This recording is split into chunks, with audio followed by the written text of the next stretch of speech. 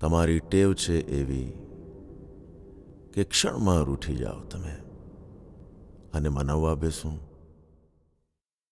તો વર્ષોના વર્ષ લાગશે. શું?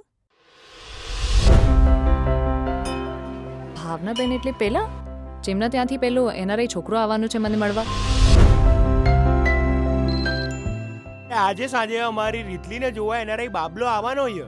યાર આઈ એમ ફીલિંગ નર્વસ. અમદાવાદમાં પગ મૂકતા જ કોઈ છોકરી જોવા જતું હશે? નમસ્તે. આ છે રીતિમા. હેલો.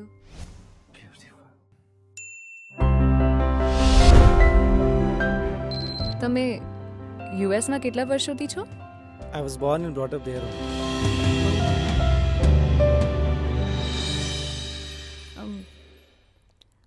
આટલું જ બોલો છો? રિલેશનશિપ માટે સૌથી ઇમ્પોર્ટન્ટ કમ્યુનિકેશન હોય છે. શબ્દો બે લોકોની વચ્ચે બ્રિજનું કામ કરે છે. શબ્દો ના હોય તો વાતચીત બંધ થઈ જાય, અને વાતચીત બંધ થઈ જાય તો એ આખો બ્રિજ તૂટી જાય.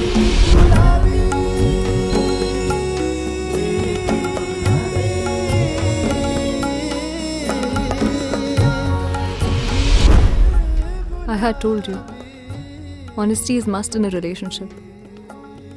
આ બધું તું અત્યારે કહે છે મને? Please listen to me.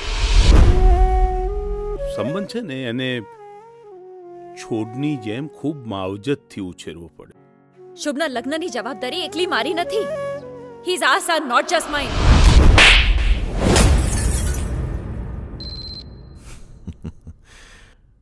ઉછેરવામાં આખી જિંદગી ખર્ચાઈ ગઈ સુરેશભાઈ.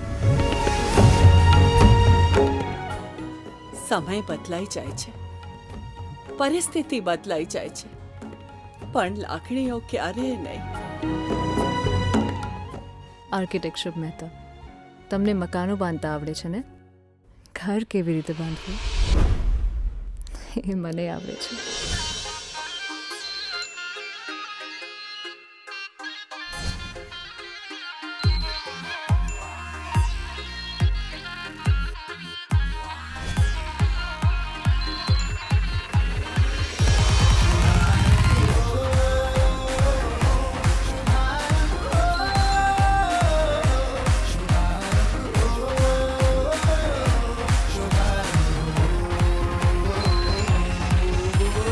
લતાબેન, જોડે જોડે આ લાલાનું ગોઠવી દો ને. યસ ભાઈ, તો રેડી જ ગયા આંટી. તમને ભાવશે?